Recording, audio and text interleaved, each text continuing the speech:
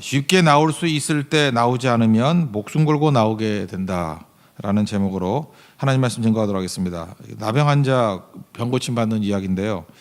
나병은 뭐 지금이야 치유가 되지만 예수님 당시만 해도 천형이라 그랬죠. 하늘의 벌이다, 저주받았다. 전염성이 강해가지고 격리시켰습니다. 제가 어렸을 때까지만 해도 이렇게 나병 환자 온다 그러면 막 무서워서 도망치고 막 그랬던 일들이 있습니다. 얼마 전 이야기예요. 소록도 이야기 다 아시잖아요. 한센시병 여기 다 모여 있는 것들. 나병은 예수님 당시만 해도 고칠 수 없는 아주 무서운 격리되는 병이었다는 것입니다. 오늘 이 환자의 치유를 통해서 우리에게 주시는 메시지를 한 3개 정도만 기도 제목으로 삼았으면 좋겠습니다. 첫 번째는 쉽게 나올 수 있을 때 나오라는 것입니다.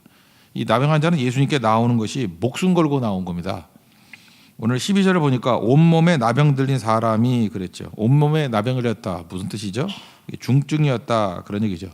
이 나병이 퍼져도 온몸에 다 퍼져 있다는 것입니다. 그래서 굉장히 징그러운 모습이었을 것이고 또 전염성도 굉장히 강한 상태였을 것입니다. 이 나병 환자를 다루는 문제가 레위기에 나오는데 레위기 13장 또 14장에 이렇게 2장에 걸쳐서 자세히 나와 있습니다. 옛날에는 나병이 되게 많았는가 봐요. 이스라엘의 왕 가운데도 이렇게 나병으로 죽은 왕들도 꽤 됐고 그러거든요. 나병이 많았던 것 같은데 이 사람들을 다루는 것이 나오는데 격리시키는 겁니다. 전염이 너무 심하니까. 그래서 자기 주변에 사람이 오더라도 그냥 모르는 척하고 있으면 안 된다는 거예요. 부정하다 소리 지르지 않으면은 떠나가라고. 그러지 않으면은 돌에 맞아 죽는 상황이었습니다. 그러니까 이 나병 환자가 중증 환자가 동네로 들어왔다 그러잖아요. 동네로 들어오면은 이건 언제든지 돌에 맞아 죽을 수 있는 상황이었습니다. 그럼에도 불구하고 예수님이 계신다 그러니까 찾아왔잖아요. 목숨 걸고 온 거다. 그게 맞는 얘기입니다. 반면에 우리는 어떻죠? 우리 예수님께 나오는 게 참 쉽지 않습니까? 뭐가 어렵겠어요? 오늘 새벽기도만 해도 새벽기도 나오는데 장애가 되는 거는 뭐가 있을까요? 뭐 졸음, 뭐 게으름, 뭐 이 정도겠죠. 그것만 이기면은 뭐 쉽게 나오는 거지 뭐가 그렇게 어려울 게 있겠습니까? 그래서 이렇게 목숨 걸고 나오는 사람도 있는 반면에 이렇게 쉽게 나올 수 있는데도 불구하고 주님 앞에 더 가까이 안 나가는 거 이게 문제가 되겠죠. 말레이시아 이번 현지 교회도 갔더니 그 FLCC 교회라 그러죠. 뭐 Fathers Love Community Church, 그러니까 아버지 사랑 공동체 교회 뭐 그런 교회였는데 쇠창살이 돼 있더라고요. 그게 2층에 있는 데인데 왜 쇠창살이 있을까 했더니 돌멩이를 막 던지고 그런데요. 그래서 막으려고. 그러니까 교회 뭐 불 지르고 그런 것도 있다 그러고. 그러니까 참 어려움이 있죠. 목사님 설교 내용 보니까 뭐 1년에 한 4명 정도 목사님은 실종이 돼버린대요. 어디서 없어진지 모른대요. 섬 크니까 뭐 어디 정글 같은 데 가 있으면 모르죠. 실종됐다는 건 이게 살해됐다 그런 얘기가 똑같은 얘기죠. 그런데도 이렇게 모여서 예배드리고 헌신하는 것들이 있습니다. 우리가 하나님께 가까이 갈 수 있을 때 가까이 가야 됩니다. 이건 뭐 괜히 뭐 엎어놓는 게 아니고 항상 그렇다는 거예요. 지혜로운 사람은 쉬울 때 하는 거고요. 어리석은 사람은 힘들 때 해요. 쇠도 달구어졌을 때 치는 게 되게 쉽듯이 우리가 선교했을 때 선교해야 되고 예배할 때 예배해야 되고 이렇게 마음껏 기도할 수 있을 때 기도해야 된다는 것입니다. 제가 FLCC 교회 간 이유가 뭐라 그랬어요. 이슬람권이기 때문에 호텔에서 기도도 마음대로 못해, 찬송도 마음대로 못해. 다른 성교에서 이렇게 좀 눌림이 있거든요. 그냥 오로지 그냥 하나님 바라보고 뛰는 거 아닙니까? 그래서 마음껏 기도하고 찬송할 수 있는 데가 어딜까 생각이 현지 교회잖아요. 연계돼 가지고 마음껏 기도하고 찬송했어요. 그때 많은 사람이 이게 1시간 10분 정도 터져 나오는 기도를 했던 이유가 뭐냐? 너무 눌려 있기 때문에 마음껏 못 하니까. 그때 선교 대원들이 거기서 또 은혜를 받은 것 같아요. 이게 기회가 아무 때나 있는 게 아니구나. 쉬울 때 하자는 거예요. 쉬울 때. 복음 증거 우리나라에서는 뭐 못할 일이 없잖아요. 근데 거기서는 복음 증거 해야 되는지 뭐 말아야 되는지도 항상 판단을 내려야 되는 그런 어려운 상황이라는 것입니다. 이 나병 환자를 보면서 목숨 걸고 예수님께 나왔다는 거예요. 이게 훌륭하다 이것도 되지만 우리 같이 쉽게 나올 수 있을 때 주께로 더 가까이 나아갈 수 있는 우리 믿음의 종 되기를 바랍니다. 두 번째는 병자로 나오기보다는 죄인으로 나와야 된다는 것입니다. 이거 좀 해석이 필요한데 12절 뒷부분을 보니까 나를 깨끗하게 하실 수 있나이다 그랬죠. 그러면 깨끗하게 한다 그럴 때 우리는 병을 깨끗하게 고친다 이런 뜻으로 이해를 하잖아요. 근데 여기 쓰는 동사가 그 죄로부터 깨끗해진다 할 때 쓰는 동사예요. 뭐 이 동사를 꼭 굳이 알아야 되는 건 없지만 카다리조라 그래가지고 죄 씻음 받기를 원합니다 할 때 쓰는 동사예요. 병 낫기를 원합니다 하는 그 동사가 아니라고요. 그러니까 지금 이 나병 환자는 예수님께 나와서 뭐라고 설명하느냐면은 내 병을 고쳐주세요라기보다는 죄를 고쳐주세요, 죄를 씻어주세요, 그런 관점에서 나왔다는 것입니다. 이게 참 차이가 있죠. 우리가 하나님 앞에 나올 때 병자로 나오는 것과 죄인으로 나오는 건 좀 다르죠. 여러분이 병이 들었습니다. 병 고침 받기 위해서 주님 앞에 나왔어요. 그럴 수 있죠.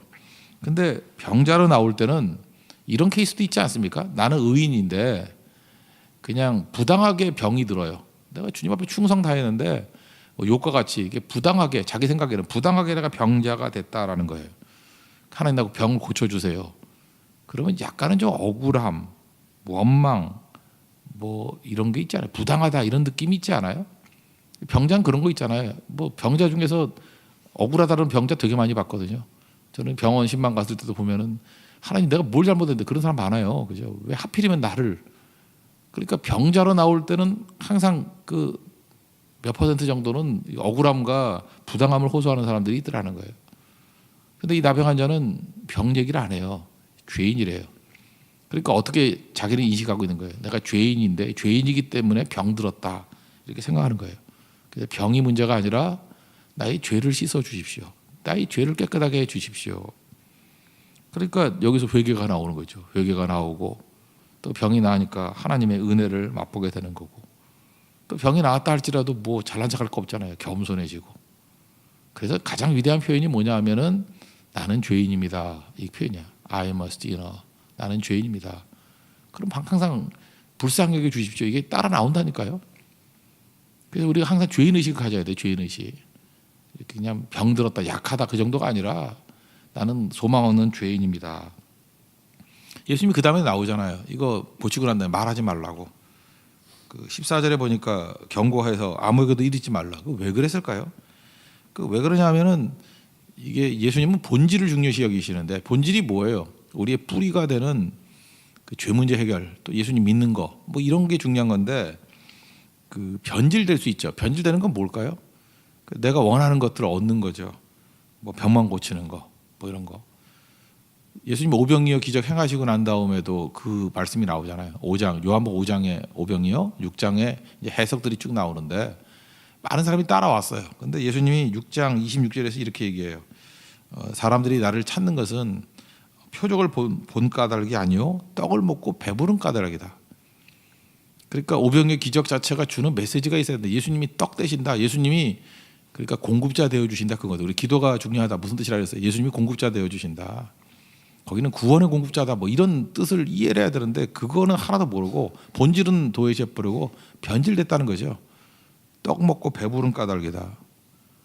우리도 이게 신앙생활 하다 보면요, 되게 웃기는 일들이 많아요. 우리가 믿음 생활하는 거 아니에요. 근데 그냥 교회에서 결혼 문제 뭐 이런 거 해결한다면 흔들흔들해지고, 취업 문제 해결한다면 흔들흔들해지고, 진로 문제 해결한다면 교회가 뭐 진로 상담소예요. 뭐 이런 거 주님이 해결해 주실 수 있어요. 그렇지만 이것만이 목적이다 그러면은 이런 과정들을 통해서 하나님을 더 깊이 알아가고 믿음이 자라는 걸 원하시는 건데, 자기 자신의 이익의 사다리로 믿음을 사용한다 그러면 이 변질이죠.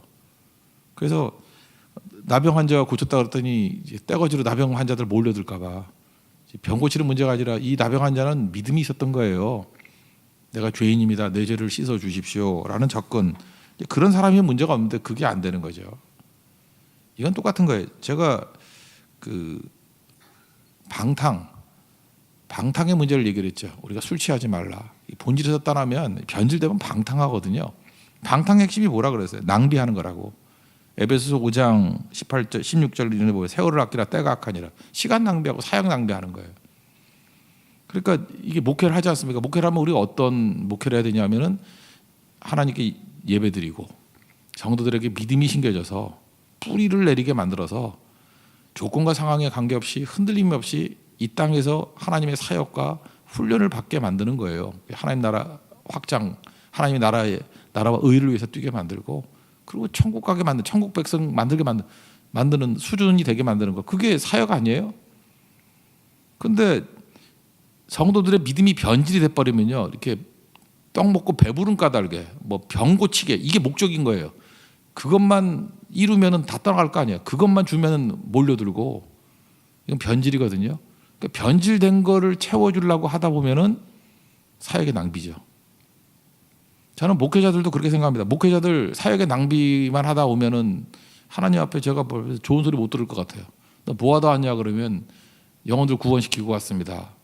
또 믿음을 심겨주고 왔습니다. 그래야 되는 건데 맨날 그 성도 같이 다 하는 것들에 그 징징대는 소리나 듣고 있고, 변질된 믿음 그거만 채워주고 오고, 맨날 밥이나 먹다 오고, 그럼 뭐 하다 왔냐 그러면 변질된 그거 맞춰주려고 하다 왔으면 그 시간 낭비 아니에요? 그 사역자들 낭비 아니에요? 목사가 목회를 해야 되는데 목회가 뭔데요? 그거 못하고 이렇게 되면 문제가 되잖아요. 제가 그 위로 없는 인내 얘기를 했죠. 왜 논산훈련소가 힘드냐? 거기 욕먹고 뭐 험한 일 다 당해도 아무도 위로해 주지 않는다니까요. 그래서 군대 갔다 온 남자들이 든든해졌다고요. 왜냐? 아무도 위로해 주지 않는데 위로 없는 인내. 그래서 진짜 남자다운 남자가 돼갖고 오고 그랬어요. 지금은 많이 변했겠지만 그 위로 없는 인내, 이게 얼마나 중요한 훈련인지 아십니까? 군대에서도 그런데 여러분, 세상에서 제일 강력한 조직이 군대예요. 왜 그러냐? 군대는 효율이거든요. 효율에 있어서만은 군대만큼 강한 데가 없어요. 왜냐하면 효율 빼놓으면 뭐 다 효율이 없으면 죽는 거니까. 그래서 모든 것이 가장 간단하고 효율적으로 된 데가 군대예요. 그래서 군대에서 배울 게 많아요. 근데 거기서 뭘 훈련시켜요? 위로 없는 인내로 훈련시킨다니까. 우리 십자가 군병들 아니에요. 우리도 마찬가지죠. 위로 없는 인내. 왜 위로 없는 인내가 필요하겠습니까? 변질되지 않아서 그래요. 그래야 사역의 낭비가 없기 때문에. 그러지 않으면 마귀한테 당하는 거야. 술 취하지 말라, 이는 방탕한 것이니. 술 안 마셨다 할지라도 술 취한 것 같은 교회들이 있어요. 그죠? 말씀 떠나가지고 성령 충만하지 않고 술 취한 듯이 이리 휘청 저리 휘청. 그래서 방탕으로 간다. 방탕은 낭비라니까, 낭비. 그래서 뭐 했는지도 모르고 오는 인생, 참 문제가 되겠죠. 하나님 앞에서 꼭 잊지 마십시오. 우리가 죄인 의식 가지고 나아갈 때 뿌리를 다루는 거예요. 예수님의 보혈의 피로 우리 죄를 씻어주시고 예수님의 은혜로 살 수 있다. 그게 믿음이에요. 바른 믿음 붙들 수 있는 하나님의 종 되기를 바랍니다. 그리고 세 번째로 말하는 거는 제사장의 보이라 그랬죠. 이건 무슨 뜻이냐? 공동체 속으로 들어가라, 그런 뜻이에요. 레위기 13, 14장 보면 나병 환자들 이렇게 고치는 얘기가 쭉 나오는데 오늘 14절에도 비슷한 얘기네요. 이게 격리돼 있어요. 근데 또 이게 하나님의 은혜로 낫는 사람이 있을 거 아니에요. 그럴 때는 제사장한테 가래요. 가가지고 몸을 보이고 그 레위기 13, 14장 요약을 하면 그다음에 병이 낫다라고 해서 거기서 피 뿌리는 예배를 한번 드려요. 그 피를 뿌리면 정결하다, 정결하다. 제사장이 정결함을 이렇게 선언해줘요. 그리고 곧장 집으로 들어가는 게 아니라 장막 밖에서 7일 동안 있어야 돼요. 그러니까 한번 유예 기간을 두는 거죠. 이게 제대로 되나. 그래 8일째 와가지고 같이 제사를 드리고 그 다음에 비로소 가족의 품으로 돌아갑니다. 아까도 얘기했죠. 나병의 무서움이 뭐냐면 공동체로부터 격리예요. 격리. 함께 할 수 없는 거예요. 무서운 거예요. 영적 나병이 뭔지 아십니까? 공동체에 못 들어가는 거예요. 그래서 옛날에 교회에서 나쁘게 쓴 적도 참 많이 있지만 파문이라는 거, 이게 되게 무서운 거거든요. 교회 공동체에서 쫓아내버리는 거예요. 파문. 그게 나병하고 거의 같은 거거든요. 그런데 참 웃기는 일이 벌어져요. 스스로 격리되는 인간들이 있어요. 이게 얼마나, 그래, 이게 양떼를 떠난 양이죠. 길 잃은 양. 이거 완전 죽음인데 스스로 격리가 돼가지고 뭐 공동체 속에 안 들어와가지고 뒤에서 빙빙 돌고, 그게 죽음인지 모르고 그 나병인지 모르고 그 이미 주신 축복을 못 누리는 거죠. 그러니까 왜 제사장의 복이라 그랬냐면 여기 뒤에 보면 입증하라 했잖아요. 그들에게 입증하라. 공동체 속에 들어갈 수 있도록 하라는 거예요. 그러니까 우리가 믿음으로 무장하고 난 다음에 우리 믿음의 필드가 어딘지 아십니까? 30배, 60배, 100배 열매를 거두기 위해서는 공동체 속에 들어가야지 있는 거지, 그거 없이 무슨 일을 하겠어요. 여러분들이 선교를 한다 그러면 혼자서 선교할 수 있어요? 공동체 속에 들어와야 선교팀으로 가서 뭘 하지요. 안 그래요? 뭐 봉사도 마찬가지고 뭐 예배도 마찬가지고 혼자서 어떻게 예배를 드려요? 공동체 속에 들어와야 되는 거죠. 그래서 공동체 없이는 아무것도 안 된다는 겁니다. 근데 현실도 한번 들어봐요. 공동체가 힘들어요. 한번 공동체 속에 들어가 보라고. 힘들다고. 일단은 뭐 예수 믿는 사람이라 그러는데도 거짓말하는 사람이 있고요. 상식 이하의 사람이 있고요. 인간적인 매력도 없고요. 자기 유익만 추구하고요. 그래서 공동체에 들어가면 머리가 아파요. 힘들다고. 그래서 걸핏하면 이런 말 절대 하면 안 된다. 공동체 떠나겠다 뭐 이런 말 표현하는 게 이게 자기 죽겠다는 얘기가 똑같은 거죠. 자기 이익 때문에. 실력이 뭐냐 하면 이거예요. 공동체가 어려운데 공동체 외에는 답이 없어요. 그래서 공동체의 사명을 다하는 겁니다. 거기 남아서 공동체를 이끌어가는 거예요. 그걸 세우기 위해서. 그런 과정 속에서 성장이 이루어지는 거예요. 이게 되게 중요한 건데 그 창세기 보면 야곱이 나오죠. 여러분 이스라엘이 야곱으로부터 시작된 거 아시죠? 창세기 주인공이 누구예요? 분량으로는 요셉이 제일 많지만 창세기 주인공은요 야곱입니다. 이해를 하셔야 돼요. 우리는 지금 착각을 해가지고 아브라함이라고 생각하는데 아브라함이 아니고요. 야곱의 아버지가 이삭이고 야곱의 할아버지가 아브라함이에요. 그렇게 이해하는 게 좋아요. 야곱의 12아들이 12지파고 야곱이 이스라엘 됐잖아요. 야곱의 야곱.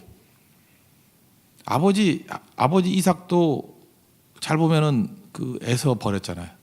할아버지 아브라함도 잘 보면은 그 이스마엘 버렸잖아요. 근데 나쁜 놈으로 친다 그러면은 야곱의 아들들 많고 나쁜 놈들이 얼마나 많아요. 그죠? 뭐 누구 때려 죽이고 뭐 며느리하고 애 낳고 뭐 별의별 놈들 다 나오잖아 거기에. 근데 하나도 버리지 않고 다 건져내잖아요. 공동체 속에 들어가서 그걸 살려내잖아요.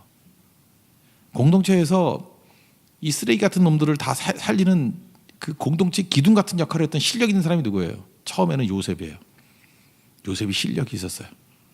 그래서 형들을 용서하고 형들을 내가 돌보리이다, 자녀들을 돌보리이다.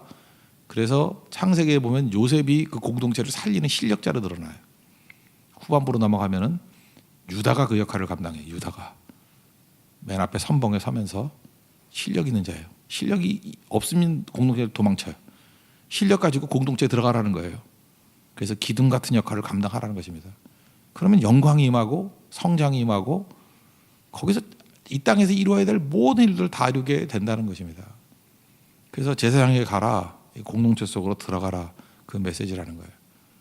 그래서 하나님 앞에서 이 중요한 메시지 붙들고 우리 공동체를 통해서 하나님께서 이루시는 놀라운 일들을 맛볼 수 있는 하나님의 거룩한 백성 되기를 바랍니다. 그래서 오늘 세 가지 메시지예요. 이거 뭐 간단한 것 같이 보이지만 적용적인 메시지로 되게 중요하다고 생각을 하는데 목숨 걸고 예수님 만나는 사람 있잖아요. 쉬울 때 주께로 가까이 주께로 가오니 나의 영원하신 기업 대신 예수님께 더 가까이 갈 수 있는 믿음의 종 되기를 바랍니다. 오늘 철야기도인데 열심히 나와서 기도하시고 새벽기도 주변 사람들 다 모아서 기도에 불이 붙기를 원합니다. 그러지 않으면요 목숨 걸고 기도할 일 생겨요. 잊지 말라고요. 항상 그 공식의 공식.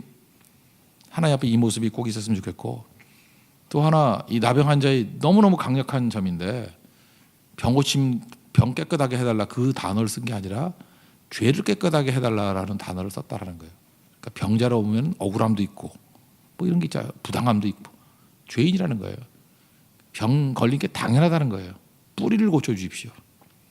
이게 본질이거든요. 본질은 우리 죄 문제예요.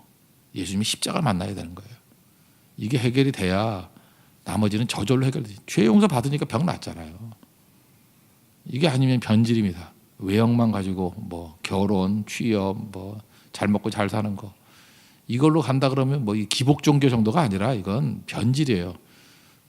저놈들 많이 왔는데 그건 부흥 아니라 그러잖아요. 예수님이 많이 온 이유가 뭔지 아느냐? 떡 먹고 배부른 까닭이니라.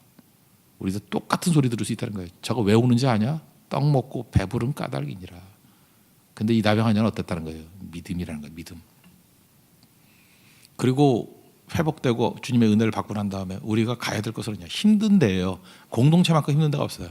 들어가 보세요. 그냥 학을 때. 근데 거기 들어가서 요셉의 역할을 감당하고 유다의 역할을 감당하고 나를 통해서 이 공동체가 더 건강해지게 만들어요. 그럼 지도자 되는 거예요. 그리고 그에게 영광이 임하게 되고 능력이 임하게 되고 성장이 임하게 되는 거예요. 도망치면 다 죽습니다. 도망치는 자는 아무것도 아닌 거예요. 그건 나중에 에브라임 지파가 요셉 지파 아니에요. 그 많은 것들을 갖고 난 다음에 도망치다가 거의 적그리스도 지파가 돼버리잖아요. 공동체를 살릴 수 있는 데 쓰임 받는 기둥 같은 하나님 종 되기를 축원합니다. 자리에서 일어나겠습니다. 435장 다시 한번 찬양하겠습니다.